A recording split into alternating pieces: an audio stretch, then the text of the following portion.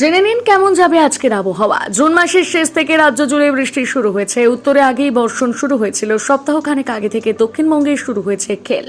আবহাওয়া দপ্তর জানাচ্ছে, মৌসুমী বায়ু সক্রিয় হয়ে ওঠায় টানা বৃষ্টিতে ভিজছে বঙ্গ, যার প্রভাবে আবার কমছে আবহাওয়ার পারদ। কতদিন থাকবে এমন আবহাওয়া, এবার এই নিয়ে আপডেট দিল হাওয়া অফিস। আলিপুর আবহাওয়া দপ্তর জানাচ্ছে, দক্ষিণের জেলাগুলোতে আকাশে মেঘের আনাগোনা থাকবে। আগামী শনিবার অবধি ভালো রকম বৃষ্টিপাতের সম্ভাবনাও রয়েছে। বাংলাদেশ এবং উপকূলবর্তী জেলাগুলোতে ভারী বৃষ্টির সতর্কতা রয়েছে। অন্যদিকে উত্তরবঙ্গে আগামী দিনে টানা বৃষ্টি হবে বলেও জানিয়ে দিয়েছে হাওয়া অফিস।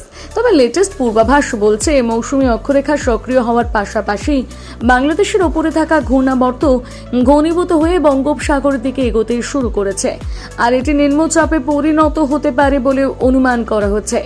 সেই সঙ্গে মধ্যপ্রদেশ থেকে মণিপুর অবধি অক্ষরেখা সক্রিয় রয়েছে, যার জেরে রাজ্য জুড়ে মেঘলা আকাশ এবং বৃষ্টিপাত হতে পারে।